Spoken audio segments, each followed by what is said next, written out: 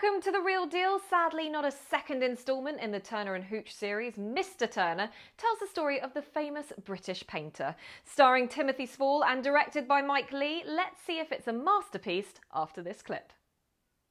Exceedingly beautiful. I thank you. Thank you, Mr. Turner. My little lad could draw. I thought he could read and write. Is that who? Constable? Don't know. You're still making your nice little pictures, Mr. Turner. She'd make a fine subject for you to paint. Oh, is that so? I shall cogitate upon it. Okay, we are here in Leicester Square, the glorious Leicester Square this afternoon. A lot more sun today than there was the other day, thankfully. And Mr. Turner, that great British export. We both like this film. Yes, we did. I think a large part of the reason why we liked it was Timothy Spall, who plays Mr. Turner himself. The most grunting I've heard from an actor in a film ever. Yeah. But it's impressive grunting, I'll give him that. And, you know, he's fantastic. The supporting cast as well is really good. It's very well acted. Yeah, I really like the kind of Mike Leigh take on this. It's improvised, it doesn't feel like that at all. It feels like it's very carefully worded, but it's done in such an eloquent way. It is strongly led by the wonderful Timothy Spall. He is a revelation in this film and by far the best thing about it. I think I love the stories that there were that he had to go and learn to paint for like 6 months before they started shooting, so he could be that authentic. No one's ever going to be as authentic as Turner, but you know, he does a blooming good job doing it. I think the settings are beautiful. Right from the start, you get to see things like the wonderful Dutch landscape that gave Turner his inspirations, and Mike Leigh has really captured these very, very well. So there's so many good things to say about this film. If you like Mike Leigh, this is definitely one to see him kind of in a more traditional period setting. Like we've seen a lot of stuff of him, like, you know, in modern day settings, and it's quite nice to kind of get it back to seeing a different side to him as well.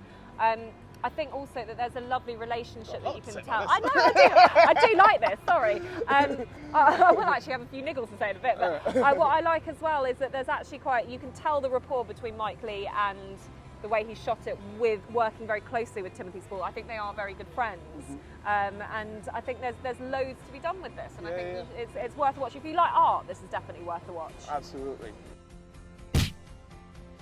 As much as we both like the film, I feel confident speaking for both of us. Yeah. You can let me if I'm wrong. Okay, I will. But I did find this a little bit tedious at times.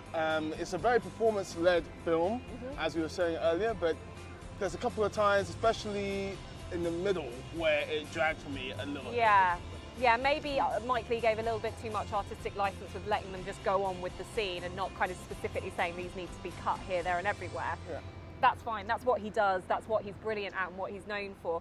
I think this film is good. I don't think it warrants the 2.5-hour time scale that it's on. Long, and it feels long. It feels long because there's no climactic moments in it. It's like a snapshot of his life, and I love how it's not a typical biopic of from birth to death. It's definitely a part of his life, but that part is very long in 2.5 minutes. I think that's the thing that lets it down. Sorry, 2.5 hours. God, what am I saying? This isn't a trailer. Even the trailer's so long. 2.5 minutes. I think that's the thing that really kind of, if anything, lets it down is that. But you know, Timothy Spall won the Palme d'Or for this. His performance in this. He thanks Mike Leigh because it is such a collaborative effort. Oscar? I'm not sure. I think he'll be a wild card. Nomination though, for sure. Yeah, hopefully he'll get a nod for that. But generally, it's pretty good. Okay, so I think the good outweighs the bad in this. Yes, I mean, I'm going to go 3.5 stars in it. Again, the performances are great. I love the cinematography. I loved how they deal with art and how they deal with sort of, you know, with Turner himself, how his peers regard him and how that changes over time. That's very well done too. But yeah, 3.5 stars. Yeah, I totally agree. I think if you're interested in art, or maybe you want to find out a bit more about our great British artistic export, then this is the film to go with. 3.5 stars, totally agree. Cool. Listen guys, thank you so much for watching us today on The Real Film Show, The Real Deal in fact. You can catch us on Twitter at The Real Film Show, that's what I was meaning to say. And you can also check out our website for more London Film Festival coverage on thererealdealonfilm.com. Thanks for watching. Film show. Go.